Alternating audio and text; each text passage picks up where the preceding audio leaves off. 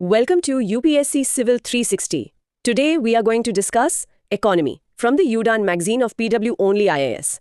So let's begin. हम हर रोज पैसों का इस्तेमाल करते हैं, कभी नोट देकर, कभी फोन से स्कैन करके।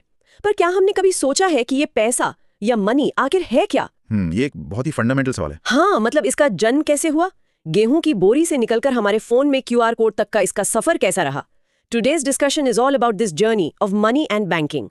We will start with the basic functions of money, समझेंगे कि बार्टर सिस्टम क्यों फेल हुआ, and then explore modern concepts. जैसे करेंसी, लीगल टेंडर और Fiat money. Exactly.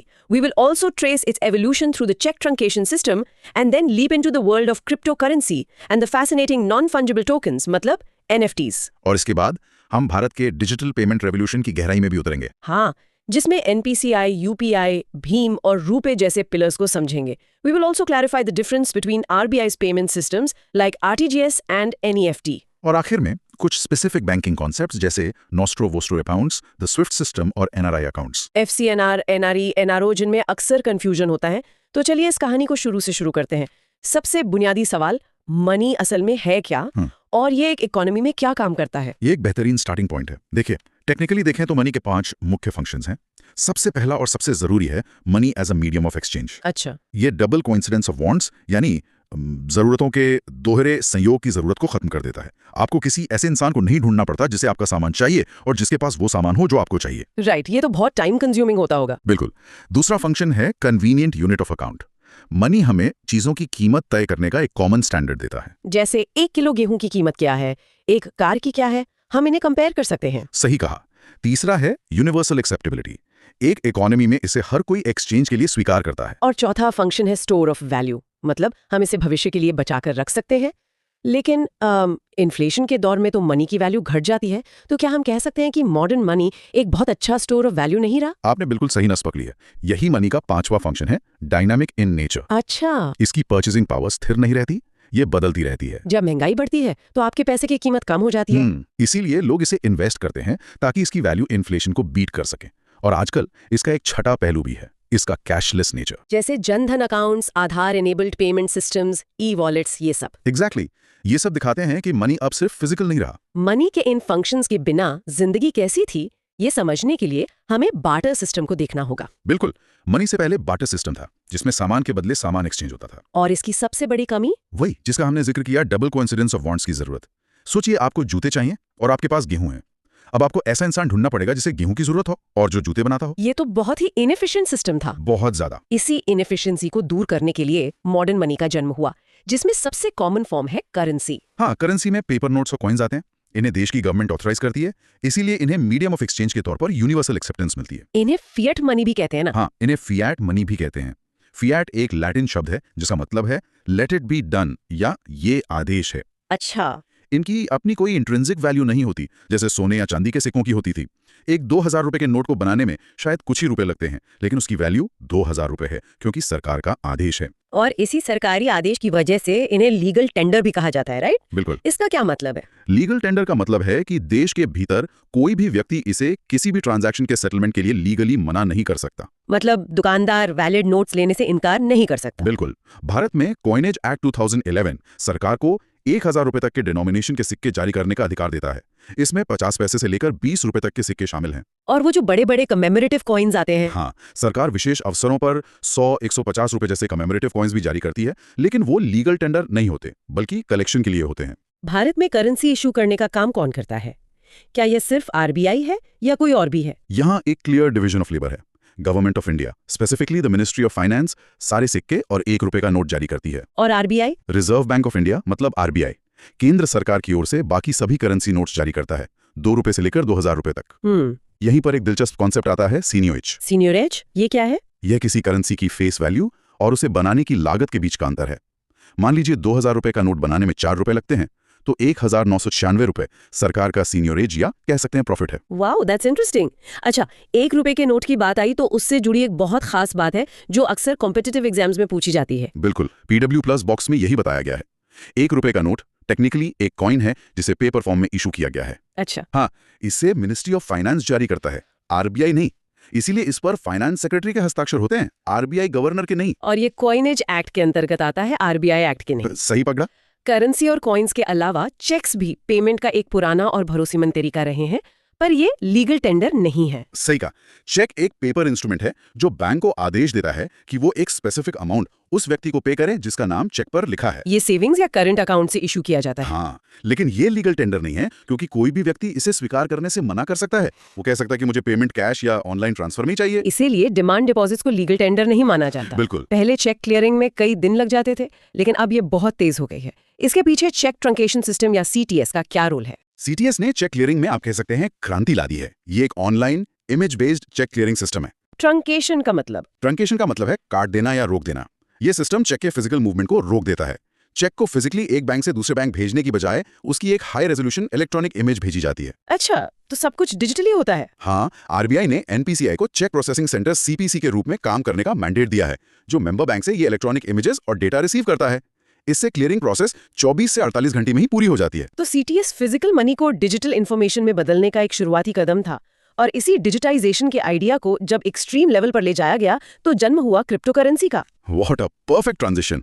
Crypto currency एक पूरी तरह डिजिटल या वर्चुअल करेंसी है जो सिक्योरिटी के लिए क्रिप्टोग्राफी का इस्तेमाल करती है। और इसका सबसे बड़ा फीचर ये है कि ये एक डिसेंट्रलाइज्ड नेटवर्क पर काम करती है। मतलब इसे कोई सेंट्रल अथॉरिटी जैसे RBI या सरकार कंट्रोल नहीं करती। जैसे बिटकॉइन, लाइटकॉइन, डोजकॉइन। हाँ, ये कुछ पॉपुलर एग्जांपल्स हैं। भारत में सरकार और RBI इसे लेकर काफी सतर्क रहे हैं। दिनेश शर्मा कमेटी ने तो क्रिप्टो करेंसीज पर पूर्ण प्रतिबंध की सिफारिश की थी। तो आज भारत में क्रिप्टो की लीगल स्टेटस क्या है? क्या इसकी ट्रेडिंग अलाउड है? यहाँ एक ग्रे एरिया है। क्रिप्टो करेंसीज में ट्रेडिंग और इन्वेस्टमेंट की अनुमति तो है, लेकिन RBI ने इन्हें लीगल टेंडर के रूप में मान्यता नहीं दी है। मतलब आप इसे सामान नहीं खरीद सकते? नहीं, सरकार ने इसे रेगुलेट करने के लिए टैक्सेशन का रास्ता अपनाया है।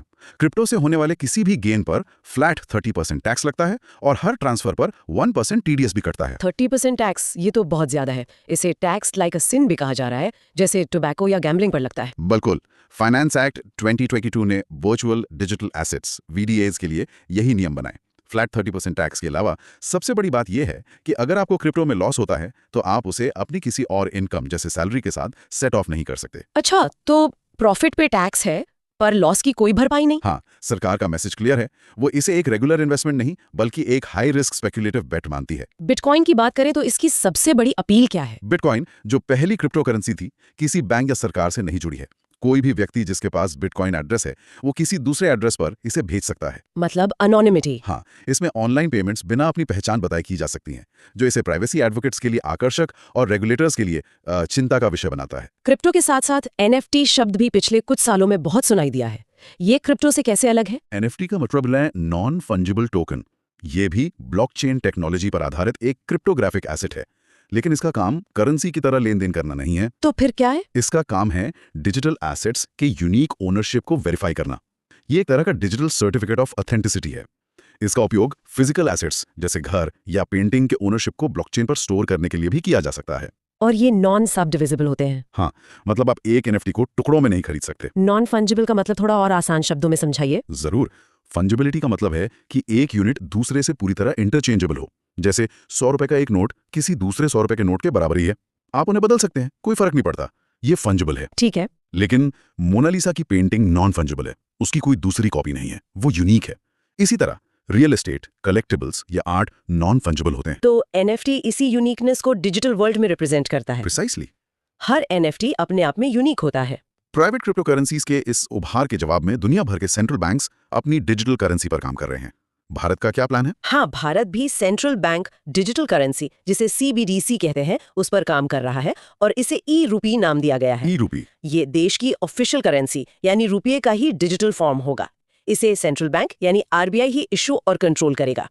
ये बेसिकली आप समझिए डिजिटल कैश की तरह होगा। यहाँ दो मिलते जुलते नाम हैं जो कंफ्यूजन पैदा करते हैं, ई-रूपी और EUPI। इनमें क्या अंतर है? ये एक बहुत जरूरी डिस्टिंक्शन है। देखिए, ई-रूपी को RBI इशू कर रहा है। ये एक डिजिटल करेंसी है जो फिएट मनी और लीगल टेंडर होगी जब ये पूरी तरह ऑपरेशनल हो जाएगी। और ये एक डिजिटल वॉलेट में रखी जाएगी। हाँ, पार्टिसिपेटिंग बैंक्स के माध्यम से ऑफर किए जाने वाले एक डिजिटल वॉलेट में इससे पर्सन टू पर्सन और पर्सन टू मर्चेंट दोनों तरह के ट्रांजैक्शंस हो सकेंगे। और ई-रूपी? वहीं दूसरी ओर ई-रूपी को NPCI ने लॉन्च किया है। यह करेंसी नहीं है, यह एक प्रीपेड डिजिटल गिफ्ट कार्ड या SMS बेस्ड वाउचर है जो किसी स्पेसिफिक सर्विस के लिए होता है। अच्छा, जैसे कोई सब्सिडी देने के लिए। बिल्कुल। मान लीजिए सरकार को किसी किसान को खाद खरीदने के लिए सब्सिडी देनी है, तो वह उसे एक ई-रूपी वाउचर भेज सकती है जो सिर्फ खाद की दुकान पर ही रिडीम होगा। समझ गई। तो ई-रूपी एक करेंसी है और ई-रूपी एक वाउचर सिस्टम है। एग्जैक्टली। आपने एक NPCI का जिक्र किया, जो भारत के डिजिटल पेमेंट सिस्टम की रीढ़ की हड्डी है। इसके बारे में बताइए। National payments corporation of India NPCI Bharat में सभी रिटेल पेमेंट्स और सेटलमेंट सिस्टम्स को मैनेज करने वाली एक अम्ब्रेला ऑर्गेनाइजेशन है। ये RBI और IBA का इनिशिएटिव है ना? हाँ, ये RBI और इंडियन बैंक्स एसोसिएशन का एक जॉइंट इनिशिएटिव है। इसे payment and settlement systems act 2007 के तहत स्थापित किया गया था। और ये एक नॉट फॉर प्रॉफिट कंपनी है। हाँ, ये भी जानना महत्वपूर्ण है। ये सेक्शन 8 ऑफ कंपनीज एक्ट 2013 के तहत एक नॉट फॉर प्रॉफिट कंपनी है। इसका मकसद प्रॉफिट कमाना नहीं, बल्कि देश में एक रोबस्ट पेमेंट इंफ्रास्ट्रक्चर बनाना है। NPCI कौन-कौन से गेम चेंजिंग सिस्टम्स ऑपरेट करता है, जिसने भारत में पेमेंट्स का चेहरा ही बदल दिया? इसकी लिस्ट काफी लंबी और इंप्रेसिव है। सबसे बड़ा स्टार परफॉर्मर है UPI, unified payments interface. UPI तो आजकल हर जगह है। बिल्कुल। 2016 में लॉन्च हुआ ये रियल टाइम पेमेंट सिस्टम एक सिंगल मोबाइल एप्लीकेशन से इंटर बैंक ट्रांसफर्स को सीमलेस बना देता है। ये P2P और P2M दोनों को सपोर्ट करता है। और अब तो दूसरे देश भी इसे अपना रहे हैं। हाँ, UAE, फ्रांस और सिंगापुर जैसे देश भी अब UPI को एक्सेप्ट कर रहे हैं। UPI के अलावा और कौन से की प्रोडक्ट्स हैं NPCI के? UPI के फाउंडेशन पर बना भीम ऐप है। फिर है AEPS, आधार एनेबल्ड पेमेंट सिस्टम, जो दूर दराज के इलाकों में माइक्रो ATM पर सिर्फ आधार और फिंगरप्रिंट से बैंकिंग की सुविधा देता है। फास्टैग भी NPCI का है। हाँ, हाईवेज पर टोल कलेक्शन के लिए NETC या फास्टैग सिस्टम। बल्क पेमेंट्स जैसे सैलरी पेंशन के लिए NACH है। 24/7 इंस्टेंट फंड ट्रांसफर के लिए IMPS है, जिसमें मैक्सिमम 5 लाख रुपए तक भेज सकते हैं। और रुपए। और इंटरनेशनल जायंट्स मास्टर कार्ड और वीजा को टक्कर देने के लिए भारत का अपना कार्ड पेमेंट स्कीम रुपे है। ये तो NPCI के रिटेल सिस्टम्स हुए। RBI खुद कौन से पेमेंट सिस्टम्स ऑपरेट करता है? RBI मुख्य रूप से 2 बड़े होलसेल पेमेंट सिस्टम्स ऑपरेट करता है, RTGS और NEFT। RTGS यानी रियल टाइम ग्रॉस सेटलमेंट। जैसा कि नाम से ही पता चलता है, इसमें ट्रांजैक्शन का सेटलमेंट रियल टाइम में तुरंत हो जाता है। ये लार्ज वैल्यू ट्रांजैक्शंस के लिए है। इसमें मिनिमम अमाउंट लिमिट भी है? हाँ, इसमें मिनिमम ट्रांसफर अमाउंट 2 लाख रुपए है और इसकी फीस भी ज्यादा होती है। और NEFT? दूसरा है NEFT यानी नेशनल इलेक्ट्रॉनिक फंड्स ट्रांसफर। इसमें ट्रांजैक्शंस का सेटलमेंट बैचेस में होता है, हर आधे घंटे में। ये स्मॉलर वैल्यू रिटेल ट्रांजैक्शंस के लिए ज्यादा सूटेबल है। इसकी फीस कम होती है और मिनिमम अमाउंट 1 रुपए भी हो सकता है। हम सब ATMs का इस्तेमाल करते हैं। ये पूरा इंटरबैंक ATM नेटवर्क कैसे काम करता है? भारत का पूरा ATM नेटवर्क NPCI के नेशनल फाइनेंशियल स्विच NFS पर चलता है। NFS भारत में शेयर्ड ATMs का सबसे बड़ा नेटवर्क है। इसी की वजह से हम किसी भी बैंक के कार्ड से किसी भी ATM से पैसे निकाल पाते हैं। बिल्कुल, ये बैकएंड में इन सभी बैंक्स को जोड़ता है। क्या ATMs के भी अलग-अलग टाइप्स होते हैं? हाँ, ओनरशिप और ऑपरेशंस के आधार पर 3 मुख्य प्रकार हैं। पहले हैं बैंक ATMs, जिन्हें बैंक खुद ओन, मैनेज और इंस्टॉल करते हैं। और दूसरे हैं ब्राउन लेबल ATMs। इन्हें ओन तो बैंक करते हैं, लेकिन इनके ऑपरेशंस जैसे कैश मैनेजमेंट, मेंटेनेंस, ये सब एक third party non banking firm को आउटसोर्स कर दिए जाते हैं। इन पर बैंक का लोगो होता है। और व्हाइट लेबल ATMs? तीसरे हैं व्हाइट लेबल ATMs। इन्हें एक नॉन बैंकिंग फर्म ही ओन और ऑपरेट करती है। इन पर किसी बैंक का लोगो नहीं होता, बल्कि उस फर्म का लोगो होता है जो ATM नेटवर्क चला रही है। जब हम डेबिट या क्रेडिट कार्ड स्वाइप करते हैं तो दुकानदार से एक MDR चार्ज लिया जाता है। हाँ। ये मर्चेंट डिस्काउंट रेट क्या है और ये डिजिटल इकोनॉमी के लिए एक बाधा क्यों है? MDR एक फी है जो हर कार्ड ट्रांजैक्शन पर मर्चेंट यानी दुकानदार को चुकानी पड़ती है। ये फी इशुइंग बैंक, एक्वायरिंग बैंक और कार्ड नेटवर्क के बीच बढ़ जाती है। तो इससे दुकानदार के प्रॉफिट पर असर पड़ता है? हाँ, मान लीजिए MDR 1% है, तो 100 रुपए की सेल पर दुकानदार को 99 रुपए ही मिलेंगे। ये सीधे सीधे उनके प्रॉफिट मार्जिन को कम करता है, खासकर छोटे दुकानदारों के लिए। इसीलिए कई बार छोटे मर्चेंट्स कार्ड पेमेंट्स लेने से हिचकते हैं। बिल्कुल, और यही डिजिटल इकोनॉमी के एक्सपेंशन में एक बड़ी बाधा है। अब जरा बैंकिंग के कोर पर वापस आते हैं, बैंक डिपॉजिट्स के टाइप्स पर। मोटे तौर पर 2 प्रकार हैं। पहला है डिमांड डिपॉजिट्स। ये वो डिपॉजिट्स हैं जिन्हें आप ऑन डिमांड यानी जब चाहें निकाल सकते हैं, जैसे हमारे सेविंग्स और करंट अकाउंट्स का पैसा। सही। इसी से जुड़ा है ओवरड्राफ्ट की सुविधा। ये एक तरह का शॉर्ट टर्म लोन होता है, जहां आप अपने अकाउंट में बैलेंस न होने पर भी पैसे निकाल सकते हैं। और दूसरा प्रकार है टर्म डिपॉजिट और फिक्स्ड डिपॉजिट। इसमें आप एक फिक्स्ड पीरियड के लिए पैसा जमा करते हैं और उस पर ज्यादा इंटरेस्ट कमाते हैं। समय से पहले निकालने पर पेनल्टी लगती है। इंटरनेशनल बैंकिंग में नोस्ट्रो और वोस्ट्रो अकाउंट्स का जिक्र बार बार आता है।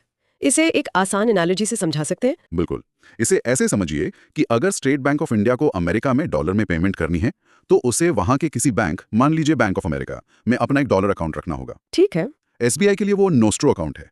नोस्ट्रो लैटिन में हमारा होता है, तो ये हमारा खाता आपके बैंक में है। और बैंक ऑफ अमेरिका के लिए? अब बैंक ऑफ अमेरिका के नजरिए से देखिए, उसके लिए SBI का ये अकाउंट एक वोस्ट्रो अकाउंट है। वोस्ट्रो मतलब आपका, तो ये आपका खाता हमारे बैंक में है। मतलब अकाउंट एक ही है, बस देखने के दो अलग अलग नजरिए हैं। एग्जैक्टली। एक और टर्म है लेटर ऑफ अंडरटेकिंग LOU, जो पीएनबी स्कैम के बाद काफी चर्चा में था। ये क्या होता है? लेटर ऑफ अंडरटेकिंग या लेटर ऑफ कंफर्ट एक तरह की बैंक गारंटी है। इसके तहत एक भारतीय बैंक अपने कस्टमर को किसी दूसरे भारतीय बैंक की विदेशी शाखा से शॉर्ट टर्म क्रेडिट यानी लोन लेने की गारंटी देता है। तो इम्पोर्टर इस LOU के आधार पर विदेश में सस्ता लोन उठा लेता है। हाँ, सस्ता फॉरेन करेंसी लोन। और इंटरनेशनल मनी ट्रांसफर्स को फैसिलिटेट करने में स्विफ्ट सिस्टम का क्या रोल है? स्विफ्ट का पूरा नाम है society for world wide inter bank financial telecommunication. ये समझना जरूरी है कि स्विफ्ट खुद पैसे ट्रांसफर नहीं करता, ये कोई बैंक नहीं है। तो फिर ये क्या करता है? ये एक सिक्योर मैसेजिंग नेटवर्क है। इसका उपयोग बैंक और वित्तीय संस्थान एक दूसरे को मनी ट्रांसफर इंस्ट्रक्शंस भेजने और प्राप्त करने के लिए करते हैं। मतलब ये फाइनेंशियल वर्ल्ड का व्हाट्सएप जैसा है? हाँ, आप कह सकते हैं, जो हाईली सिक्योर और स्टैंडर्डाइज्ड है। जब रूस पर प्रतिबंध लगे तो उसे स्विफ्ट से हटाना एक बहुत बड़ा कदम था, क्योंकि इससे उसके लिए इंटरनेशनल ट्रेड करना बहुत मुश्किल हो गया। अंत में NRI अकाउंट्स पर आते हैं। FCNR, NRE और NRO, इनमें अक्सर कंफ्यूजन होता है। चलिए इसे क्लियर करते हैं। 3 मुख्य प्रकार हैं और इनका अंतर करेंसी, टैक्सेशन और रीपैट्रिएशन पर आधारित है। पहला है FCNR, foreign currency non resident account. जैसा नाम से जाहिर है, ये फॉरेन करेंसी जैसे US डॉलर या पाउंड स्टर्लिंग में मेंटेन होता है। और इस पे टैक्स? इसका इंटरेस्ट और प्रिंसिपल भारत में नॉन टैक्सेबल होता है और फ्रीली रिपैट्रिएबल होता है। मतलब पैसा आसानी से भारत से बाहर भेजा जा सकता है। यह सिर्फ टर्म डिपॉजिट्स के रूप में होता है। ओके। दूसरा है NRE अकाउंट। हाँ, NRE, non resident external account. यह इंडियन रुपीज में मेंटेन होता है। इसमें आप विदेश से फॉरेन करेंसी भेजते हैं जो रुपयों में कन्वर्ट होकर जमा होती है। FCNR की तरह इसका इंटरेस्ट और प्रिंसिपल भी नॉन टैक्सेबल और फ्रीली रिपैट्रिएबल होता है। ये सेविंग्स अकाउंट की तरह भी हो सकता है? हाँ, सेविंग्स, करंट, FD किसी भी रूप में हो सकता है। और तीसरा NRO? तीसरा है NRO account, non resident ordinary account. ये भी इंडियन रुपीस में होता है। इसका मुख्य उद्देश्य NRIs की भारत में हुई इनकम जैसे रेंट या डिविडेंड को मैनेज करना है। और इसमें टैक्स लगता है। हाँ, NRE के विपरीत NRO अकाउंट में मिला इंटरेस्ट टैक्सेबल होता है। साथ ही इससे पैसे बाहर भेजने पर यानी रिपैट्रिएशन पर रिस्ट्रिक्शंस होती हैं। Demand and supply of money. बिल्कुल। सोर्सेज बताते हैं कि किसी भी अर्थव्यवस्था में पैसे की जो कुल मांग है, मतलब टोटल डिमांड, वो 2 मेन वजह से होती है। Transaction demand. हाँ, ट्रांजैक्शन डिमांड। ये वो पैसा है जो हमें और कंपनियों को मतलब अपने रोजमर्रा के लेन देन के लिए चाहिए, जैसे सैलरी देना या घर का सामान खरीदना। बिल्कुल। और सोर्सेज के मुताबिक ये देश की रियल GDP और प्राइस लेवल मतलब महंगाई के साथ सीधा जुड़ा होता है। अच्छा, तो मतलब जितनी बड़ी अर्थव्यवस्था और जितनी ज्यादा महंगाई, उतना ही ज्यादा पैसा चाहिए ट्रांजैक्शंस के लिए। एग्जैक्टली, सीधा और सरल। लेकिन दूसरा कंपोनेंट है स्पेक्युलेटिव डिमांड। ये सुनने में थोड़ा टेक्निकल लगता है, इसका क्या मतलब है? देखिए, यहाँ सट्टेबाजी का मतलब गैम्बलिंग बिल्कुल नहीं है। ये जुड़ा है भविष्य के अनुमानों से। ओके। इसका मकसद है फ्यूचर इन्वेस्टमेंट अपॉर्चुनिटीज का फायदा उठाना या फिर दूसरे एसेट्स जैसे बॉन्ड्स में होने वाले पोटेंशियल लॉस से बचना। अच्छा। और यहाँ पर एक बहुत दिलचस्प बात है। सोर्स कहता है कि ये मार्केट रेट ऑफ इंटरेस्ट से इनवर्सली रिलेटेड है। मतलब उल्टा रिश्ता है। Inversely related. ये पॉइंट 2013 के UPSC एग्जाम में भी आया था। हाँ, ये बहुत इंपॉर्टेंट पॉइंट है। ओके, तो इसी से हमारा अगला सेक्शन जुड़ता है, bond, interest rate and speculative demand for money. तो ये उल्टा रिश्ता काम कैसे करता है? इसे ऐसे समझते हैं, मान लीजिए इकोनॉमी में मनी की सप्लाई बढ़ गई, लोगों के पास एक्स्ट्रा पैसा है। ठीक है। अगर वो इस पैसे से बॉन्ड्स खरीदते हैं तो बॉन्ड्स की डिमांड बढ़ेगी। और डिमांड बढ़ेगी तो प्राइस भी बढ़ेगी। करेक्ट, बॉन्ड प्राइसेस बढ़ जाएंगी और जब बॉन्ड प्राइसेस बढ़ती हैं तो रेट ऑफ इंटरेस्ट कम हो जाता है। और इसका उल्टा भी सच होगा। जब इंटरेस्ट रेट पहले से ही बहुत कम हो तब लोग क्या सोचते हैं? तब लोग उम्मीद करते हैं कि भविष्य में ये जरूर बढ़ेगा, और जब इंटरेस्ट रेट बढ़ेगा तो बॉन्ड प्राइसेस गिरेंगी, जिससे कैपिटल लॉस हो सकता है। अच्छा, तो उस नुकसान के डर से वो बॉन्ड्स में पैसा लगाने के बजाय कैश अपने पास रखना पसंद करते हैं। इसीलिए लो इंटरेस्ट रेट पर speculative demand for money high होती है। और जब इंटरेस्ट रेट बहुत हाई होता है तो लोग कैपिटल गेन्स की उम्मीद करते हैं, है ना? बिल्कुल, उन्हें लगता है कि अब तो ये गिरेगा ही, जिससे बॉन्ड प्राइसेस बढ़ेंगी और फायदा होगा। तो वो अपना पैसा बॉन्ड्स में इन्वेस्ट कर देते हैं। इसका मतलब हुआ speculative demand for money is low. सही। अब आते हैं bond and interest rate relation पर। ये एक सीसॉ की तरह है, एक तरफ इंटरेस्ट रेट्स, दूसरी तरफ पुराने बॉन्ड की कीमत। जैसे ही बाजार में नए इंटरेस्ट रेट्स ऊपर जाते हैं, पुराने कम ब्याज वाले बॉन्ड की कीमत नीचे आ जाती है। हाँ, जाहिर है, कोई कम ब्याज वाला पुराना बॉन्ड क्यों खरीदेगा जब नए बॉन्ड्स पर ज्यादा ब्याज मिल रहा हो? बिल्कुल, और सोर्स में भी यही लिखा है कि if interest rates rise, investors don't want the existing bonds with a lower fixed interest rate. उनकी प्राइसेस तब तक गिरती हैं जब तक उनकी यील्ड मतलब फायदा नए बॉन्ड इश्यूज के बराबर न हो जाए। और इसी से जुड़ा है अगला कॉन्सेप्ट, बॉन्ड यील्ड। ये वो रिटर्न है जो आपको बॉन्ड पर ब्याज के रूप में मिलता है। हाँ, एक बॉन्ड की करंट यील्ड निकालने के लिए उसके एनुअल इंटरेस्ट पेमेंट को उसकी करंट मार्केट प्राइस से डिवाइड किया जाता है। और यहाँ भी वही इनवर्स रिलेशनशिप है, when a bonds price falls it's yield rises. सही, क्योंकि एनुअल इंटरेस्ट पेमेंट तो सेम रहता है, लेकिन प्राइस जो कि डिनोमिनेटर है वो छोटा हो जाता है। तो यील्ड बढ़ जाती है। सोर्स में एक बॉक्स आइटम है, velocity of circulation of money. ये एक बहुत ही महत्वपूर्ण कॉन्सेप्ट है। ये बताता है कि मनी की एक यूनिट एक गिवन पीरियड में कितनी बार हैंड्स चेंज करती है। हाँ, M है मनी सप्लाई, P है प्राइस लेवल और Y है एग्रीगेट आउटपुट। तो P इंटू वाई हो गया नॉमिनल जीडीपी। करेक्ट। और V है वेलोसिटी ऑफ मनी। तो फॉर्मूला है V is equal to P into Y upon M। ये M multiplied by V is equal to P multiplied by Y। इसे quantity theory of money का आधार भी मानते हैं। बिल्कुल। ये समीकरण दिखाता है कि अर्थव्यवस्था में कुल खर्च यानी M मल्टीप्लाइड बाई V कुल उत्पादन के मूल्य यानी P मल्टीप्लाइड बाई Y के बराबर होता है। Okay, let's unpack the next concept, liquidity trap. ये शब्द सुनने में काफी गंभीर लगता है। ये क्या स्थिति है? ये एक बहुत ही कह सकते हैं असामान्य और चिंताजनक आर्थिक स्थिति है। ये तब होती है जब इंटरेस्ट रेट्स गिरकर लगभग शून्य हो जाते हैं। ऐसी स्थिति में लोग इन्वेस्टमेंट्स के बजाय कैश रखना पसंद करते हैं। लेकिन ऐसा क्यों? बॉन्ड्स पर थोड़ा ब्याज तो मिल ही रहा होगा। What's fascinating here is कि इस स्थिति में लोगों के लिए बॉन्ड्स और कैश में कोई फर्क नहीं रह जाता। उन्हें लगता है कि इंटरेस्ट रेट्स अब इससे नीचे नहीं जा सकते और भविष्य में बढ़ेंगे ही। सेंट्रल बैंक का कंट्रोल इंटरेस्ट रेट्स पर से खत्म हो जाता है। तो हमने पैसे की डिमांड को समझ लिया, अब फोकस शिफ्ट करते हैं मनी सप्लाई पर। यानी अर्थव्यवस्था में कुल पैसा है कितना। सोर्स में measures of money supply in India को डिटेल में बताया गया है। मनी सप्लाई का मतलब है कि किसी एक पॉइंट ऑफ टाइम पर इकोनॉमी में पब्लिक के पास कुल कितना पैसा है। इसमें करेंसी और पब्लिक के डिमांड डिपॉजिट्स दोनों शामिल है। एक मिनट, सोर्स में एक उदाहरण है कि अगर कोई बैंक से 1 लाख रुपए निकालता है तो मनी सप्लाई की वैल्यू नहीं बदलती। ये कैसे? ये एक बेहतरीन सवाल है और ये कॉन्सेप्ट यूपीएससी 2020 में टेस्ट भी हुआ था। अच्छा। देखिए, जब आपने 1 लाख रुपए निकाले तो जनता के हाथ में करेंसी 1 लाख बढ़ गई। हाँ। लेकिन उसी समय आपके बैंक खाते में डिमांड डिपॉजिट्स 1 लाख कम हो गए। तो एक कंपोनेंट बढ़ा, दूसरा उतना ही घट गया। आहा, अब समझ आया। Net effect 0। पैसा बस एक फॉर्म से दूसरे फॉर्म में गया। बिल्कुल। The reserve bank of India money supply को लिक्विडिटी के आधार पर 4 श्रेणियों में बांटता है, M0, M1, M2 और M4। हाँ, तरलता के आधार पर। चलिए इन्हें एक एक करके समझते हैं। सबसे पहले मेजर M0। M0 को हाई पावर्ड मनी भी कहते हैं।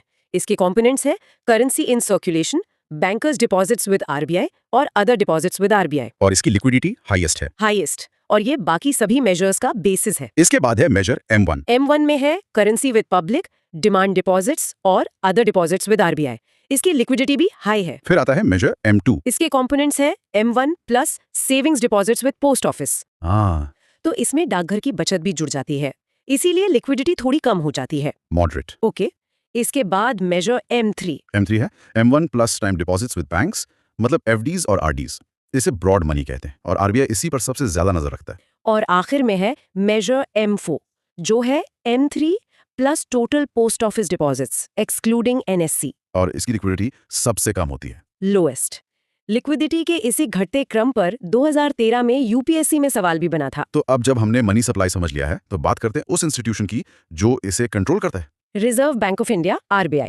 इसकी स्थापना 1935 में हुई थी और ये इंडिया के सेंट्रल बैंक के रूप में क्रूशियल रोल निभाता है। Let's talk about the functions of RBI. इसकी शक्तियों का स्रोत क्या है? सोर्स में laws administered by the RBI की एक लंबी लिस्ट है। हाँ, कई कानून हैं, पर 2 सबसे जरूरी हैं। एक तो the reserve bank of India act 1934, जिससे आरबीआई बना, और दूसरा द बैंकिंग रेगुलेशन एक्ट 1949, जो उसे देश के बाकी सभी बैंकों पर निगरानी का अधिकार देता है। आरबीआई का सबसे जाना पहचाना काम तो नोट छापना है। सही कहा। इशूइंग ऑफ करेंसी इसका एक प्रमुख काम है, पर एक और बेहद जरूरी काम है control of money supply and inflation. हाँ, महंगाई को काबू में रखना। बिल्कुल। वो बैंक रेट्स, रिजर्व रेशोज जैसे टूल्स यूज करके प्राइस स्टेबिलिटी मैनेज करता है। ये 2022 का यूपीएससी टॉपिक था। RBI banker to the government भी है, सरकार का बैंकर, और बैंकर टू बैंक्स भी। हाँ, जैसे हमारा खाता कमर्शियल बैंक्स में होता है, वैसे ही सभी बैंकों का खाता आरबीआई के पास होता है। और इसी वजह से ये वित्तीय संकट के समय कमर्शियल बैंक्स को फंड्स भी देता है। ये 2012 में पूछा गया था। करेक्ट। फिर आता है regulation of commercial banks. RBI ये इंश्योर करता है कि बैंक नियमों का पालन करें, उनके पास लिक्विड एसेट्स हो। Next is lender of last resort, अंतिम ऋणदाता। इसका क्या मतलब है? इसका मतलब है कि जब किसी बैंक को कहीं से भी पैसा न मिल रहा हो तो आरबीआई एक आखिरी उम्मीद की तरह उसे लोन देता है। एक तरह का financial safety net. This was a UPSC 2013 question. हाँ, और आखिर में custodian of foreign exchange reserves, देश के विदेशी मुद्रा भंडार की देखभाल करना। बिल्कुल। अब बात करते हैं गवर्नर ऑफ आरबीआई की। अपॉइंटमेंट कैसे होती है? इन्हें FSRS कमेटी की रिकमेंडेशन पर कैबिनेट सेक्रेटरी द्वारा अपॉइंट किया जाता है। और टेन्योर? RBI एक्ट के सेक्शन 84 के अनुसार टेन्योर 3 ईयर से ज्यादा नहीं हो सकता, जिसे सेंट्रल गवर्नमेंट फिक्स करती है। रीअपॉइंटमेंट पॉसिबल है। पावर्स तो RBI एक्ट 1934 से ही मिलती हैं। दिलचस्प बात यह है कि एक्ट में गवर्नर के लिए कोई स्पेसिफिक क्वालिफिकेशन नहीं बताई गई है। ये पॉइंट UPSC 2021 में पूछा गया था। और रिमूवल? गवर्नर को सेंट्रल गवर्नमेंट द्वारा रिमूव किया जा सकता है। RBI एक्ट 1934 का सेक्शन 7 भी इंपॉर्टेंट है। हाँ, ये सेक्शन सेंट्रल गवर्नमेंट को पब्लिक इंटरेस्ट में RBI को डायरेक्शंस इशू करने की पावर देता है। गवर्नर के साथ कंसल्टेशन के बाद? हाँ, कंसल्टेशन के बाद। और सोर्स ये भी क्लैरिफाई करता है कि कॉन्स्टिट्यूशन ऑफ इंडिया में ऐसा कोई प्रोविजन नहीं है। ये भी 2021 का एक पॉइंट था। नेक्स्ट, RBI की इनकम के सोर्सेज क्या हैं? सोर्स के अनुसार 3 मुख्य स्रोत हैं। पहला, गवर्नमेंट बॉन्ड्स की बाइंग एंड सेलिंग। दूसरा, फॉरेन करेंसी की बाइंग एंड सेलिंग। और तीसरा, करेंसी नोट्स की printing and distributing. Here's where it gets really interesting. RBI का मिनिमम रिजर्व सिस्टम, हाँ, नोट छापने के लिए RBI को 200 करोड़ का मिनिमम रिजर्व मेंटेन करना होता है, जिसमें से 115 करोड़ गोल्ड या गोल्ड बुलियन के फॉर्म में होनी चाहिए। और बाकी 85 करोड़ फॉरेन करेंसी सिक्योरिटीज के फॉर्म में। RBI कई इंपॉर्टेंट पब्लिकेशंस भी निकालता है। हाँ, एनुअल पब्लिकेशंस में है report on trend and progress of banking in India, और half yearly, financial stability report और monetary policy report. Bimonthly policy statement पर तो सबकी नजर रहती है। बिल्कुल। आप कुछ वेरियस कमिटी रिकमेंडेशंस को देखते हैं। हाँ, पहली है उषा थोरात कमेटी 2004। इसने रेकमेंड किया कि RBI को अपने टोटल एसेट्स का 18% रिजर्व रखना चाहिए। फिर मालीगाम कमेटी 2013 ने कहा कि RBI को अपना एंटायर नेट प्रॉफिट एनुअली सरकार को ट्रांसफर कर देना चाहिए। और हाल ही में बिमल जलान कमेटी 2019 ने रेकमेंड किया कि सरप्लस तभी ट्रांसफर किया जाए जब रियलाइज्ड इक्विटी रिक्वायर्ड इक्विटी से ज्यादा हो। अगर आपको हमारी इनिशिएटिव पसंद आ रहा हो तो हमें सब्सक्राइब करके हमारा सपोर्ट करें। साथ ही इस वीडियो को अपने टेलीग्राम स्टडी ग्रुप्स में शेयर करें। अब सोर्स में दिए गए एक बहुत ही महत्वपूर्ण बॉक्स आइटम पर आते हैं, deposit insurance and credit guarantee corporation. लेकिन उससे ठीक पहले सेबी की एक रीसेंट डेवलपमेंट का जिक्र है। BRSR यानी business responsibility and sustainability report. हाँ, 2022 से सेबी ने टॉप 1000 लिस्टेड कंपनीज के लिए इसे सबमिट करना मैंडेटरी कर दिया है। ये BRSR disclosure primarily non financial information है। बिल्कुल, कंपनी की social responsibility, sustainability initiatives, environmental impact, इन सब से जुड़ा है। यह फाइनेंशियल रिपोर्ट्स को कॉम्प्लीमेंट करता है। ये भी UPSC 2022 का टॉपिक है। Now back to the DICGC। इसे DICGC एक्ट 1961 के तहत इस्टेब्लिश किया गया था। और ये रिजर्व बैंक ऑफ इंडिया की होली ओन्ड सब्सिडरी है। इसका मेन फंक्शन है ऑल बैंक डिपॉजिट्स को इंश्योर करना, सेविंग्स, फिक्स्ड, करंट, रिकरिंग, सब। अप टू 5 लाख रुपीस तक in case of a bank failure. Exactly. So what does this mean? मतलब अगर मेरे एक ही बैंक में मल्टीपल अकाउंट्स हैं तो भी मुझे टोटल 5 लाख रुपए ही मिलेंगे? हाँ, बिल्कुल, पर डिपॉजिटर पर बैंक। और इसका इंश्योरेंस कौन पे करता है? ये एक जरूरी पॉइंट है।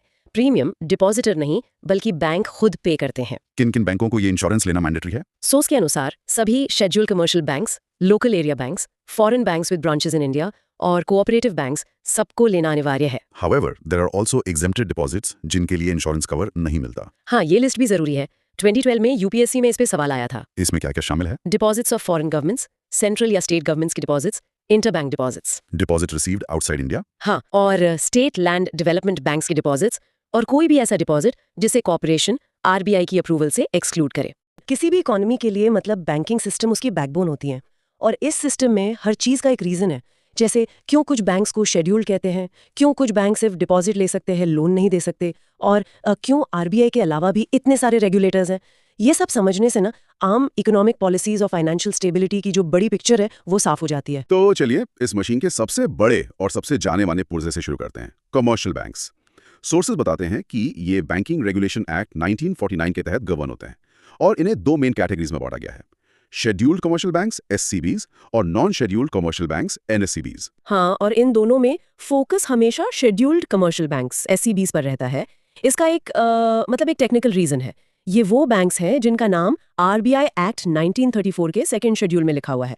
इस लिस्ट में शामिल होने का मतलब ही है कि आप RBI की सीधी निगरानी में हैं और उसके नियम आप पर लागू होते हैं। तो इस एक्सक्लूसिव लिस्ट यानी सेकंड शेड्यूल में आने के लिए करना क्या पड़ता है? कोई क्राइटेरिया होगा? हाँ, 2 मुख्य क्राइटेरिया है। पहला, बैंक का जो मिनिमम पेड अप कैपिटल और रिजर्व्स हैं वो मिलाकर 5 लाख रुपए होने चाहिए। अब ये आज के हिसाब से बहुत छोटा अमाउंट लगता है, पर ये लॉ पुराना है। दूसरा और जो ज्यादा इंपॉर्टेंट है वो ये कि आरबीआई को ये सेटिस्फेक्शन होनी चाहिए कि बैंक के कामकाज से डिपॉजिटर्स के हितों को कोई नुकसान नहीं पहुंचेगा। बेसिकली आरबीआई आपकी फाइनेंशियल हेल्थ और आपकी क्रेडिबिलिटी चेक करता है। समझ गया। तो एक बार आप शेड्यूल बैंक बन गए उसके बाद भी कोई क्लासिफिकेशन होता है क्या? बिल्कुल, एससीबीज को आगे 5 अलग-अलग कैटेगरीज में क्लासिफाई किया जाता है। अच्छा, तो हमारे सोर्सेज के मुताबिक ये 5 कैटेगरीज हैं। पहला, state bank of India SBI, जो इंडिया का सबसे बड़ा पब्लिक सेक्टर बैंक है। फिर आते हैं नेशनलाइज्ड बैंक्स जैसे bank of India, bank of Baroda. तीसरे हैं प्राइवेट सेक्टर बैंक्स जैसे एचडीएफसी और आईसीआईसीआई। चौथे फॉरेन बैंक्स जैसे एचएसबीसी, स्टैंडर्ड चार्टर्ड। और पांचवें हैं रीजनल रूरल बैंक्स आरआरबीज। हाँ, और ये क्लासिफिकेशन हमें बताता है कि ओनरशिप और स्कोप के बेसिस पर बैंक्स कितने डाइवर्स हैं। इन सभी को हम कमर्शियल बैंक तो कहते हैं, लेकिन इनकी ओनरशिप पब्लिक, प्राइवेट, फॉरेन, इनकी काम करने के तरीके और प्रायोरिटीज को काफी हद तक डिफाइन करती है। और इसके अलावा एक दूसरी बड़ी कैटेगरी है कोऑपरेटिव बैंक्स की। या रीजनल रूरल बैंक्स आरआरबीज पर थोड़ा और डिटेल में जाना जरूरी है। इनका नाम ही बताता है कि इनका फोकस रूरल एरियाज है। इनका प्राइमरी ऑब्जेक्टिव रूरल हाउसहोल्ड्स को क्रेडिट यानी कि लोन प्रोवाइड कराना है। और इनका सबसे अनोखा पहलू है इनका ओनरशिप स्ट्रक्चर। ये एक तरह से परफेक्ट बैलेंस बनाने के लिए डिजाइन किया गया था। इसमें 50% सेंट्रल गवर्नमेंट का, 35% स्पॉन्सर बैंक्स का और 15% स्टेट गवर्नमेंट्स का हिस्सा होता है। ये 50, 35, 15 का मिक्स क्यों चुना गया? इसके पीछे क्या लॉजिक था? लॉजिक था एक्सपर्टीज और रिसोर्सेज को पूल करना। सेंट्रल गवर्नमेंट नेशनल पॉलिसी और फंडिंग लाती है, स्टेट गवर्नमेंट लोकल जरूरतों और एडमिनिस्ट्रेशन को समझती है, और सबसे जरूरी जो स्पॉन्सर बैंक होता है, अक्सर एक बड़ा नेशनलाइज्ड बैंक, वो अपनी बैंकिंग एक्सपर्टीज, टेक्नोलॉजी और मैनेजमेंट स्किल्स देता है। तो इस तरह आरआरबीज को पॉलिसी, लोकल नॉलेज और बैंकिंग एफिशिएंसी तीनों का फायदा मिल जाता है। ये तो काफी स्मार्ट डिजाइन है। इसके बाद हमारे सोर्सेज में एक कॉन्सेप्ट आता है डिफरेंशिएटेड बैंकिंग का। ये क्या चीज है? डिफरेंशिएटेड बैंकिंग का मतलब है ऐसे बैंक्स जो one size fits all approach नहीं अपनाते हैं। ये किसी खास सेगमेंट ऑफ कस्टमर्स को टारगेट करते हैं और उनकी जरूरतों के हिसाब से स्पेशलाइज्ड सर्विसेज देते हैं। मतलब आम कमर्शियल बैंक सब कुछ करने की कोशिश करते हैं, जबकि ये बैंक किसी एक चीज में माहिर होते हैं। तो ये कोई नया ट्रेंड है? हाँ, इंडिया में इसकी फॉर्मल शुरुआत 2013 में नाचिकेत मोर कमेटी की रिकमेंडेशंस के बाद हुई। कमेटी ने महसूस किया कि फाइनेंशियल इंक्लूजन बढ़ाने के लिए हमें अलग-अलग मॉडल के बैंक्स की जरूरत है, और इसके बेहतरीन एग्जांपल्स हैं स्मॉल फाइनेंस बैंक्स, एसएफबीज और पेमेंट बैंक्स। इनके अलावा यूसीबीज, पीएसईएस, आरआरबीज और एलएबीज भी इसी कैटेगरी का हिस्सा हैं। तो चलिए इन दो नई तरह के banks, small finance bank SFBs और पेमेंट बैंक्स के बीच के फर्क को आराम से समझते हैं। पहले तो इनके कुछ एग्जांपल्स क्या हैं? एसएफबीज में आपने capital small finance bank, Ujjivan, Utkarsh जैसे नाम सुने होंगे, जबकि पेमेंट बैंक्स में Airtel, India post, Fino, Paytm, Jio जैसे बड़े ब्रांड्स शामिल हैं। इससे ही इनके बिजनेस मॉडल का थोड़ा अंदाजा लग जाता है। और इनका लाइसेंस लेने के लिए एलिजिबिलिटी क्राइटेरिया भी अलग होगा? बिल्कुल, एसएफबी का लाइसेंस लेने के लिए आपको बैंकिंग का थोड़ा अनुभव चाहिए, जैसे माइक्रो फाइनेंस इंस्टीट्यूशंस जिनके पास 10 साल का एक्सपीरियंस हो, या फिर नॉन बैंकिंग फाइनेंशियल कंपनीज। जबकि पेमेंट बैंक का लाइसेंस कोई भी रेजिडेंट इंडियन, एनबीएफसीज या टेलीकॉम कंपनीज भी अप्लाई कर सकते हैं, जैसा हमने एग्जांपल्स में देखा। अच्छा, और टेक्निकल रिक्वायरमेंट्स जैसे सीआरआर, एसएलआर, रेपो का क्या? मोटे तौर पर दोनों के लिए ये इंडियन प्राइवेट बैंक्स के जैसा ही है। बस पेमेंट बैंक्स के एसएलआर यानी स्टैट्यूटरी लिक्विडिटी रेशियो के लिए कुछ स्पेशल कंडीशंस हैं, क्योंकि वो लोन नहीं दे सकते, तो उन्हें अपना ज्यादातर पैसा सेफ गवर्नमेंट सिक्योरिटीज में रखना होता है। यहाँ एक और बड़ा फर्क इनके रूरल पेनिट्रेशन को लेकर है। दोनों को रूरल एरियाज में काम करना है, पर तरीका अलग है। सही। एसएफबीज के लिए ये अनिवार्य है कि उनकी 25% ब्रांचेस अनबैंक्ड रूरल एरियाज में होनी चाहिए, मतलब ऐसी जगह जहां बैंकिंग सुविधाएं नहीं हैं, उन्हें फिजिकल ब्रांच खोलनी है। पेमेंट बैंक्स के लिए फिजिकल ब्रांचेस अनिवार्य नहीं है, लेकिन उनके 25% एक्सेस पॉइंट्स रूरल एरियाज में होने चाहिए। और ये एक्सेस पॉइंट एक किराना स्टोर भी हो सकता है, जहां आप पैसा जमा या निकाल सके। और सबसे बड़ा अंतर शायद डिपॉजिट एक्सेप्टेंस और लोन्स में है। यही इनका डिफाइनिंग डिफरेंस है। एसएफबीज, जैसा उनका नाम बताता है, एक स्मॉल बैंक्स हैं। वो डिपॉजिट्स ले सकते हैं बिना किसी रेस्ट्रिक्शन के, और वो लोन्स भी दे सकते हैं। लेकिन पेमेंट बैंक्स सिर्फ डिमांड डिपॉजिट्स ले सकते हैं, जिसकी मैक्सिमम लिमिट 2 लाख रुपए पर कस्टमर है। और सबसे important, payment banks loans offer नहीं कर सकते। एक मिनट, अगर पेमेंट बैंक्स लोन नहीं दे सकते तो वो पैसा कैसे बनाते हैं? उनका बिजनेस मॉडल क्या है? सही सवाल। उनका रेवेन्यू मॉडल ट्रांजैक्शंस और फ्लोट से आता है। जब आप उनके पास पैसा रखते हैं तो वो उस पैसे को गवर्नमेंट सिक्योरिटीज में इन्वेस्ट करते हैं और उस पर इंटरेस्ट कमाते हैं। साथ ही वो बिल पेमेंट्स, मनी ट्रांसफर्स जैसी सर्विसेज भी फी लेते हैं। उनका मकसद लेंडिंग नहीं, बल्कि पेमेंट्स को आसान बनाना है। इसका मतलब एसएफबीज लोन दे सकते हैं, पर उन पर भी कुछ शर्तें हैं। हाँ, उनके 75% loans priority sector lending PSL में होने चाहिए, जैसे एग्रीकल्चर, स्मॉल बिजनेस, एजुकेशन। और उनके 50% लोन पोर्टफोलियो में लोन्स का साइज 25 लाख रुपए से नीचे का होना चाहिए। इससे ये सुनिश्चित होता है कि वो अपने स्मॉल फाइनेंस के मिशन पर बने रहें। तो इसका आखिरी नतीजा ये हुआ कि क्रेडिट कार्ड्स एसएफबीज दे सकते हैं क्योंकि वो एक तरह का लोन है, लेकिन पेमेंट बैंक्स नहीं दे सकते। एकदम ठीक।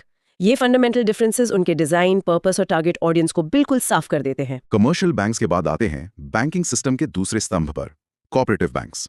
सोर्सेज के मुताबिक ये कोऑपरेटिव सोसाइटीज एक्ट 1904 के अंडर गवर्न होते हैं। इनका स्ट्रक्चर काफी अलग है। हाँ, ये मेंबर्स के प्रिंसिपल पर काम करते हैं, जहाँ कस्टमर ही बैंक के मालिक होते हैं, और इनका स्ट्रक्चर 4 अलग-अलग टियर्स का होता है। ये 4 टियर्स क्या है? पहला है सेंट्रल कोऑपरेटिव बैंक्स, जो डिस्ट्रिक्ट लेवल पर काम करते हैं। इनका मुख्य काम अपने नीचे आने वाली प्राइमरी सोसाइटीज को लोन देना है। खास तौर पर primary agricultural credit societies PACS को फंड करना इनका एक बहुत इंपॉर्टेंट फंक्शन है। फिर आते हैं स्टेट कोऑपरेटिव बैंक्स, जो स्टेट लेवल पर सबसे ऊपर होते हैं। तीसरा प्राइमरी कोऑपरेटिव बैंक्स, जो शहरी और सेमी अर्बन एरियाज में काम करते हैं और नॉन एग्रीकल्चरल बिजनेस पर फोकस करते हैं। और चौथा लैंड डेवलपमेंट बैंक्स, जो खास तौर पर किसानों की लॉन्ग टर्म जरूरतों जैसे जमीन खरीदने या ट्रैक्टर लेने के लिए क्रेडिट देते हैं। इनका रेगुलेशन स्ट्रक्चर भी थोड़ा कॉम्प्लेक्स लगता है। यहाँ ड्यूअल रेगुलेशन का कॉन्सेप्ट आता है। इसका क्या मतलब है? इसको ऐसे समझिए, जैसे बच्चे को घर के नियम स्टेट गवर्नमेंट और स्कूल के नियम आरबीआई दोनों मानने पड़ते हैं। Cooperative banks urban cooperative banks और रूरल कोऑपरेटिव बैंक्स में बटे हैं। तो अर्बन बैंक्स पर बैंकिंग से जुड़े मामलों में आरबीआई का कंट्रोल होता है, और उनके रजिस्ट्रेशन मैनेजमेंट जैसे मामलों में रजिस्ट्रार ऑफ कोऑपरेटिव्स, जो स्टेट गवर्नमेंट के अंडर आता है, उसका कंट्रोल होता है। ऐसा ही स्ट्रक्चर रूरल कोऑपरेटिव बैंक्स के लिए भी है। लेकिन इसमें हाल ही में कोई बड़ा बदलाव आया है ना? हाँ, ये बहुत जरूरी पॉइंट है।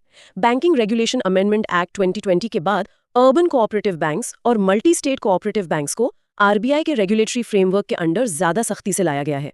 ये कुछ कोऑपरेटिव बैंक्स में हुई फाइनेंशियल इरेगुलरिटीज के बाद किया गया था, ताकि डिपॉजिटर्स का पैसा सुरक्षित रहे। तो ये हुई आम लोगों और किसानों की बात।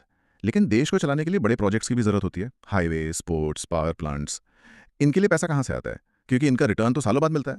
सही सवाल। और इसके लिए हमारे पास एक बिल्कुल अलग कैटेगरी है, डेवलपमेंट बैंक्स। ये स्पेशल फाइनेंशियल इंस्टीट्यूशंस हैं, जिनका काम ही इकोनॉमी के क्रूशियल सेक्टर्स को long term financial assistance provide करना है। तो अगर कमर्शियल बैंक्स आम लोगों और बिजनेस को लोन देते हैं, तो इन डेवलपमेंट बैंक्स की खास जरूरत क्या है? जरूरत है फोकस और पेशेंस की। Commercial banks short term profitability देखते हैं, लेकिन देश को हाईवेज, पोर्ट्स या रूरल डेवलपमेंट जैसे लॉन्ग टर्म प्रोजेक्ट्स की जरूरत होती है, जिनका रिटर्न आने में सालों लगते हैं। डेवलपमेंट बैंक्स इसी गैप को भरते हैं। उनका मकसद सिर्फ मुनाफा कमाना नहीं, बल्कि देश के स्ट्रेटेजिक सेक्टर्स को आगे बढ़ाना है। सोर्सेज में कुछ प्रमुख डेवलपमेंट बैंक्स के नाम हैं। हाँ, जैसे नबार्ड, जो पूरी तरह गवर्नमेंट ऑफ इंडिया के अंडर है और एग्रीकल्चर और रूरल डेवलपमेंट के लिए रीफाइनेंस फैसिलिटीज देता है। फिर है सिडबी, जो स्मॉल इंडस्ट्रीज को प्रमोट करता है। एक्सिम बैंक फॉरेन ट्रेड और एक्सपोर्ट क्रेडिट के लिए है। National housing bank housing finance के लिए। मुद्रा बैंक माइक्रो फाइनेंस के लिए। और सबसे नया है नेफेड, जिसे खासतौर पर इंफ्रास्ट्रक्चर फाइनेंसिंग के लिए बनाया गया है। अब बात करते हैं फॉरेन बैंक्स इन इंडिया की। ये विदेश में इनकॉर्पोरेटेड बैंक्स हैं जो इंडिया में ऑपरेट करते हैं। हाँ, और इनके ऑपरेट करने के 2 मुख्य मॉडल हैं। एक है ब्रांच मॉडल, जिसमें वो अपनी ब्रांचेस खोलते हैं, इसमें कोई मिनिमम कैपिटल रिक्वायरमेंट नहीं है। दूसरा है wholly owned subsidiaries WOS model, जिसमें वो इंडिया में एक अलग सब्सिडियरी कंपनी बनाते हैं। इसके लिए आरबीआई की गाइडलाइंस सख्त है। मिनिमम कैपिटल 500 करोड़ होना चाहिए और बोर्ड के कम से कम 50% मेंबर्स इंडियन नेशनल्स होने चाहिए। Standard chartered bank, city bank, HSBC इसके अच्छे एग्जांपल्स हैं। तो कमर्शियल बैंक्स को आरबीआई रेगुलेट करता है और कोऑपरेटिव बैंक्स पर डुअल कंट्रोल है। एक बार ये क्लियर कर दीजिए। बिल्कुल।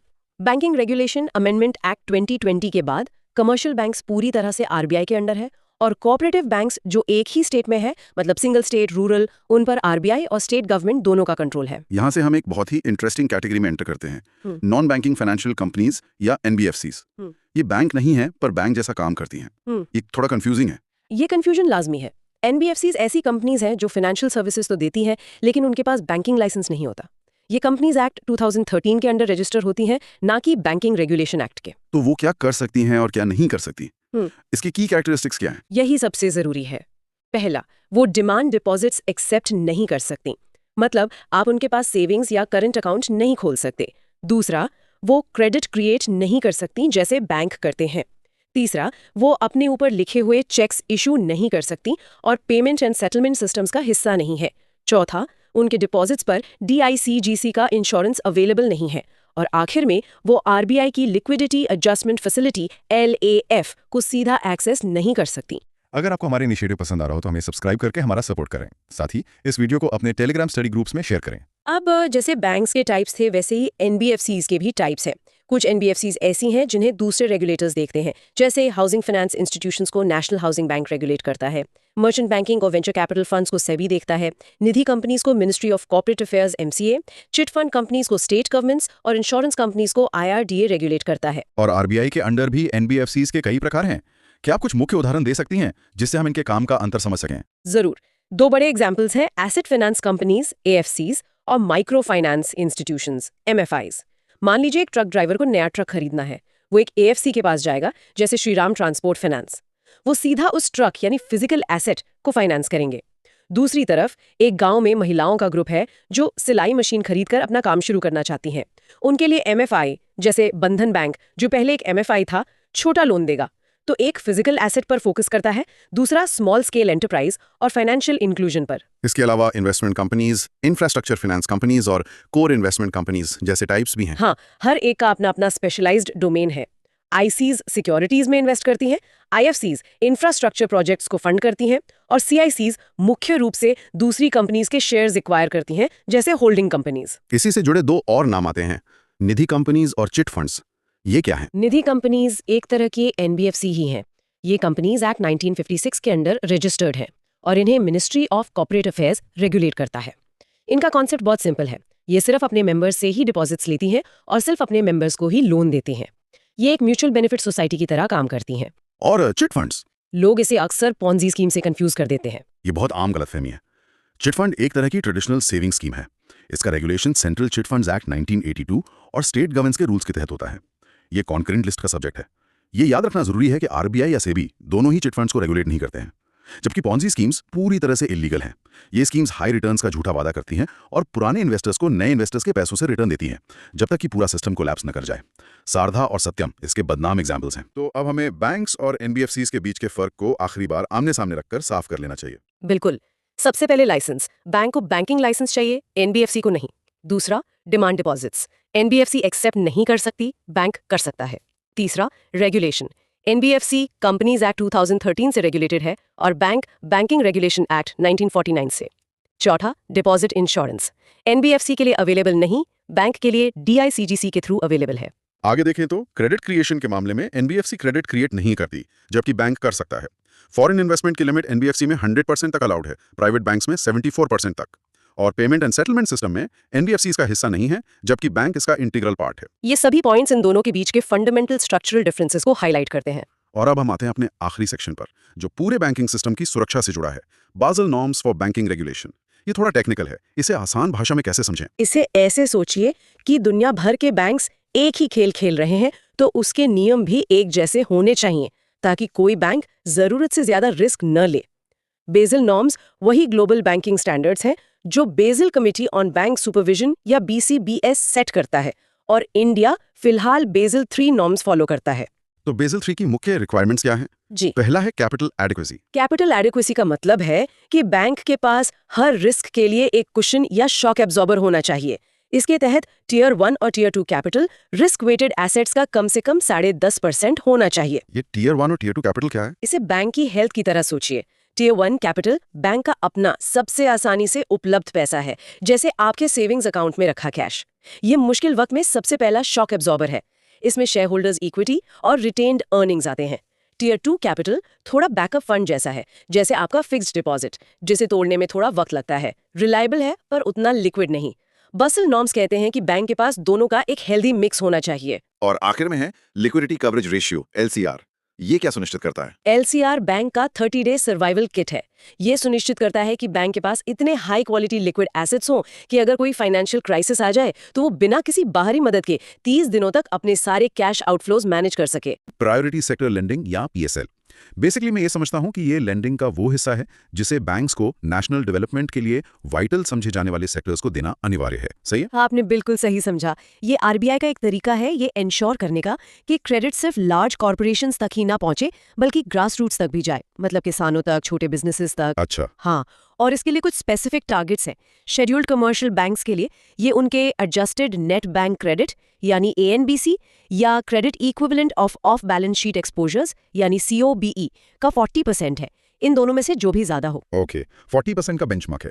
लेकिन फॉरेन बैंक्स के लिए इसमें थोड़ा सा न्यूआंस है ना? जी बिल्कुल। जिन फॉरेन बैंक्स की 20 से कम ब्रांचेस हैं उनके लिए टारगेट तो 40% ही है, पर उसका स्ट्रक्चर अलग है। कैसा? उसमें एक्सपोर्ट्स के लिए 32% का एक सब टारगेट है और बाकी के 8% दूसरे प्रायोरिटी सेक्टर्स के लिए। और जिन फॉरेन बैंक्स की 20 या उससे ज्यादा ब्रांचेस हैं, उन्हें डोमेस्टिक कमर्शियल बैंक्स की तरह ही ट्रीट किया जाता है। उन्हें अपने टोटल क्रेडिट का 40% प्रायोरिटी सेक्टर्स को देना होता है।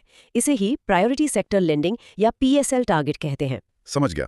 अब बात करते हैं रीजनल रूरल बैंक्स और स्मॉल फाइनेंस बैंक्स की। इनका तो पर्पस ही फाइनेंशियल इंक्लूजन है, तो मैं गेस कर रहा हूं कि इनका टारगेट और भी ज्यादा होगा। हाँ, आपने बिल्कुल सही पकड़ा। इनके लिए ये टारगेट उनके ANBC या COBE का 75% है, बहुत ज्यादा। 75%? जी, क्योंकि इनका तो काम ही रूरल और अनबैंक्ड पॉपुलेशंस को सर्व करना है। राइट। तो ये सारा पैसा जाता कहाँ है? मतलब कौन कौन से की सेक्टर्स हैं? और ये लिस्ट इंपॉर्टेंट है। 2013 में UPSC ने इस पर सवाल भी पूछा था। हाँ, ये लिस्ट बहुत जरूरी है। इसमें आते हैं agriculture, okay. Micro small and medium enterprises यानी MSMEs, export credit, education, housing, social infrastructure, renewable energy. और एक अदर्स कैटेगरी भी हाँ है। जी, अदर्स जैसा RBI समय समय पर स्पेसिफाई करता है। और इन सेक्टर्स के अंदर भी RBI ने स्पेसिफिक सब टारगेट्स तय किए हैं, राइट? प्रिसाइसली, ये बहुत ग्रैन्युलर लेवल पर है। टोटल नेट बैंक क्रेडिट का टोटल प्रायोरिटी सेक्टर लेंडिंग तो 40% है। हाँ। वीकर सेक्शंस के लिए जैसे SC, ST, women, small farmers, इनके लिए 12% का टारगेट है। ओके। एग्रीकल्चर के लिए 18%। और यहाँ एक बहुत इंटरेस्टिंग बात है। क्या? इस 18% के अंदर स्मॉल एंड मार्जिनल फार्मर्स के लिए एक और सब टारगेट है 10% का। अच्छा, मतलब ये इंश्योर करने के लिए कि सारा एग्री क्रेडिट बड़े किसानों को ही ना चला जाए। बिल्कुल। और आखिर में माइक्रो एंटरप्राइजेस के लिए 7.5% का टारगेट है। ये तो बहुत स्ट्रक्चर्ड सिस्टम है। लेकिन अगर कोई बैंक इन टारगेट्स को पूरा नहीं कर पाता तो क्या होता है? कोई पेनल्टी है? हाँ, पेनल्टी है, पर एक अलग तरह की। अगर कोई शॉर्टफॉल होता है तो बैंक को वो अमाउंट कुछ डेजिग्नेटेड फंड्स में डिपॉजिट करना होता है। जैसे? सबसे फेमस है रूरल इंफ्रास्ट्रक्चर डेवलपमेंट फंड यानी RIDF, जिसे NABARD मैनेज करता है। अर्बन इंफ्रास्ट्रक्चर डेवलपमेंट फंड भी है, या फिर SIDBI, मुद्रा लिमिटेड और नेशनल हाउसिंग बैंक जैसी इंस्टीट्यूशंस को भी ये पैसा जा सकता है। मतलब पैसा डेवलपमेंट के लिए ही इस्तेमाल होता है, बस चैनल अलग हो जाता है। एग्जैक्टली। सोर्सेज में प्रायोरिटी सेक्टर लेंडिंग सर्टिफिकेट्स या PSLCs का भी जिक्र है। ये क्या कॉन्सेप्ट है? PSLCs एक बहुत ही स्मार्ट मार्केट बेस्ड सोल्यूशन है। सोचिए, अगर किसी बैंक ने अपने टारगेट से ज्यादा लेंडिंग कर दी है तो वो अपने सरप्लस का एक सर्टिफिकेट बेच सकता है। और जिस बैंक का शॉर्टफॉल है वो उसे खरीद सकता है। जी हाँ, अपना टारगेट पूरा करने के लिए। इससे सिस्टम में एफिशिएंसी आती है। इंटरेस्टिंग। और एक और अरेंजमेंट है को लेंडिंग का NBFCs और HFCs के साथ। हाँ, ये एक पार्टनरशिप मॉडल है। बैंक्स के पास कैपिटल है, लेकिन NBFCs और हाउसिंग फाइनेंस कंपनीज की लास्ट माइल रीच बेहतर होती है। तो वो मिलकर लोन देते हैं। बिल्कुल। इससे रिस्क शेयरिंग भी होता है और बैंक का PSL टारगेट भी पूरा हो जाता है।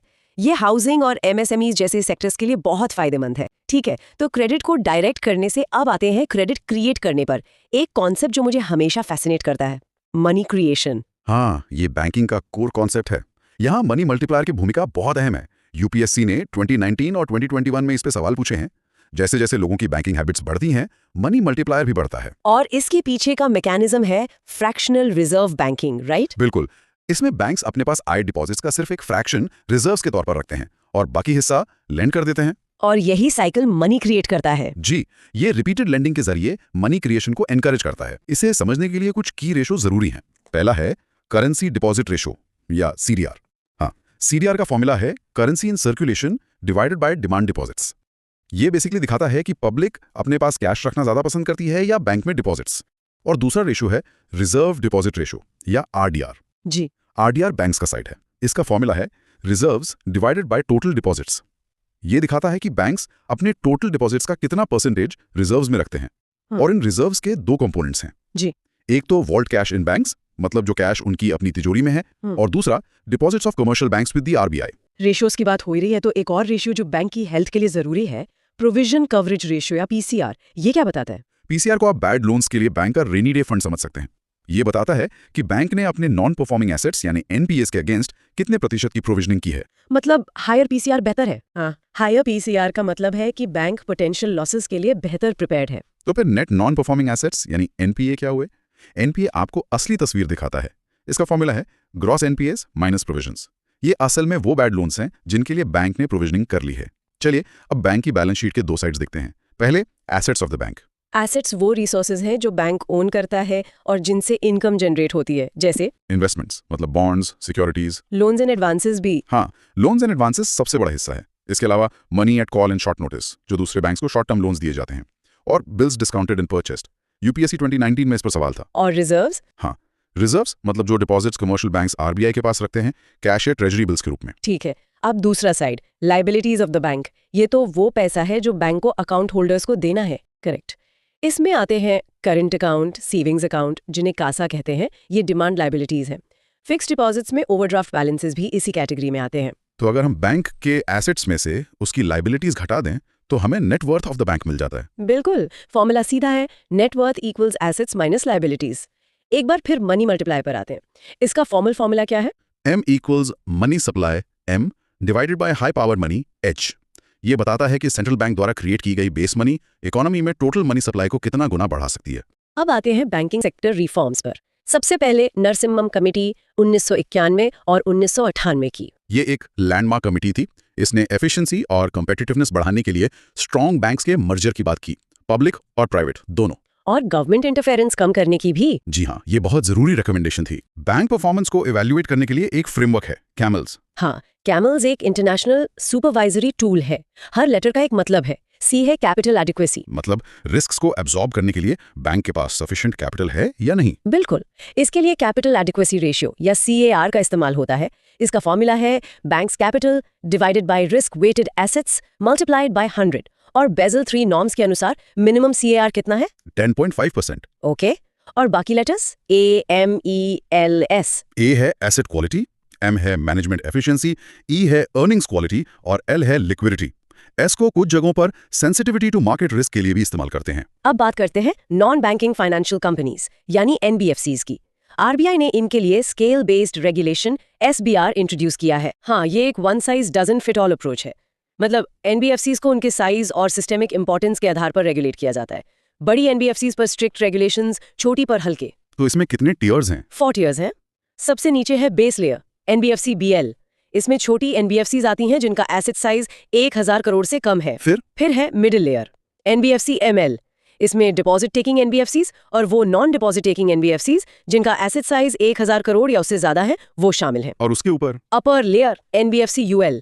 इसमें एसेट साइज के आधार पर टॉप 10 NBFCs को रखा जाता है जिन्हें RBI स्पेसिफाई करता है। और टॉप लेयर NBFC TL। ये लेयर आइडियली खाली रहती है। यहाँ उन NBFCs को रखा जा सकता है जिनसे सिस्टेमिक रिस्क बहुत ज्यादा बढ़ जाए। तो इसका मतलब है कि अपर लेयर वाली NBFCs को हायर कैपिटल एडिक्वेसी मेंटेन करनी पड़ती है। बिल्कुल, उनके लिए higher capital adequacy, liquidity ratios और डिस्क्लोजर नॉर्म्स होते हैं। गवर्नेंस और रिस्क मैनेजमेंट प्रैक्टिसेस भी ज्यादा स्ट्रिंजेंट है। अब आते हैं पब्लिक सेक्टर बैंक्स की चैलेंजेस पर। इसके लिए मिशन इंद्रधनुष लाया गया था। जी, ये एक 7-pronged स्ट्रैटेजी थी, ABCDEFG। इसमें A फॉर अपॉइंटमेंट्स मतलब CEO और MD के रोल्स को अलग करना। B for bank board bureau. हाँ, बैंक बोर्ड ब्यूरो अपॉइंटमेंट्स की देखरेख के लिए।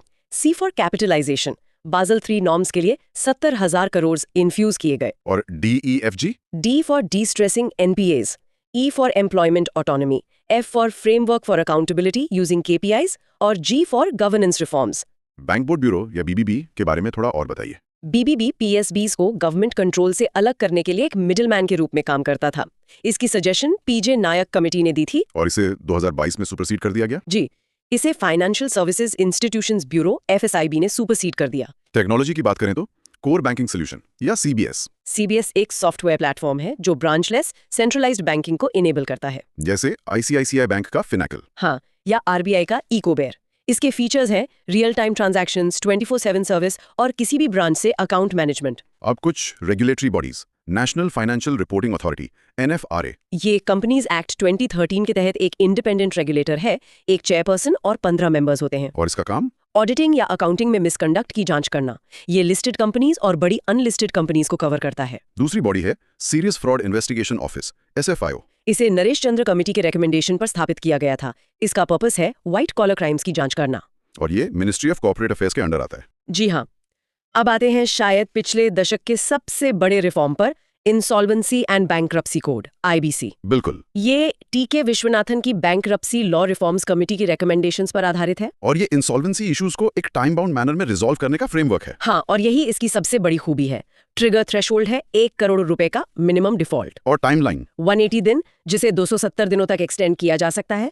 अगर रेजोल्यूशन नहीं हुआ तो एसेट्स लिक्विडेट कर दिए जाते हैं। और विलफुल डिफॉल्टर्स इससे बाहर हैं। जी, वो इससे बाहर है। इसके की प्लेयर्स कौन हैं? NCLT जो एडजुडिकेटिंग अथॉरिटी है, इंसॉल्वेंसी प्रोफेशनल्स जो केसेस मैनेज करते हैं, इंफॉर्मेशन यूटिलिटीज जो इंफॉर्मेशन एसिमेट्री कम करते हैं, और IBBI यानी insolvency and bankruptcy board of India, जो रेगुलेटरी बॉडी है। और ये IBBI ये IBC 2016 के तहत एक स्टैट्यूटरी बॉडी है। इसमें ministry of finance, ministry of corporate affairs और RBI के मेंबर्स शामिल होते हैं। चलिए कुछ क्विक डेफिनेशंस देख लेते हैं। इंसॉल्वेंसी और बैंक्रप्सी में क्या फर्क है? इंसॉल्वेंसी एक फाइनेंशियल स्टेट है, डेट्स चुकाने में असमर्थ था। बैंक्रप्सी उस स्टेट की लीगल डिक्लेरेशन है। और बेल इन और बेल आउट? बेल आउट में पब्लिक फंड्स का उपयोग करके एक्सटर्नल रेस्क्यू होता है। बेल इन में बैंक के डिपॉजिट्स का उपयोग करके इंटरनल रेस्क्यू किया जाता है। फॉर्मल और इनफॉर्मल सेक्टर लोन्स में क्या अंतर है? फॉर्मल सेक्टर लोन्स बैंक्स और कोऑपरेटिव्स देते हैं और RBI इन्हें रेगुलेट करता है। Informal sector loans money lenders, traders देते हैं और इन पर कोई रेगुलेशन नहीं होता। और टर्म्स ऑफ क्रेडिट में क्या क्या शामिल होता है? इसमें शामिल हैं इंटरेस्ट रेट, कोलैटरल मतलब सिक्योरिटी, डॉक्यूमेंटेशन और रीपेमेंट मोड। एक टर्म है टीजर लोन्स। ये वो लोन्स हैं जिनमें शुरू में इंटरेस्ट रेट्स कम होते हैं इंसेंटिव के तौर पर। लेकिन इसमें रिस्क है। हाँ, ये सब प्राइम लेंडिंग से जुड़े होते हैं। UPSC 2011 में इस पर सवाल था। और अंत में क्रेडिट रेटिंग एजेंसीज। हाँ, इंडियन एजेंसीज हैं CRISIL, ICRA, care, SMERA, Fitch India, brickwork ratings. ये सेबी द्वारा रेगुलेटेड है। और global agencies? Fitch ratings, Moody's और S&P। UPSC 2022 में भी इस पर सवाल आया था। तो चलिए इस पूरे NPA के चक्रव्यूह को भेदने की कोशिश करते हैं। सबसे बुनियादी सवाल से शुरू करते हैं। जब हम कहते हैं कि कोई लोन नॉन परफॉर्मिंग हो गया है, तो इसका असल में मतलब क्या है? इसकी टेक्स्ट बुक परिभाषा क्या है? बिल्कुल सीधी और सरल भाषा में नॉन परफॉर्मिंग एसेट या NPA एक ऐसा लोन या एडवांस है जिसमें बोरोवर ने प्रिंसिपल अमाउंट या इंटरेस्ट या दोनों की पेमेंट करना बंद कर दिया है। तकनीकी तौर पर अगर कोई पेमेंट 90 दिनों या उससे ज्यादा समय के लिए ओवरड्यू यानी बकाया हो तो उस लोन अकाउंट को NPA क्लासिफाई कर दिया जाता है। 90 दिन। तो एग्रीकल्चरल लोन्स के लिए भी यही नियम है, क्योंकि उनके इनकम साइकिल तो अलग होती है ना? नहीं, और ये एक बहुत महत्वपूर्ण अंतर है।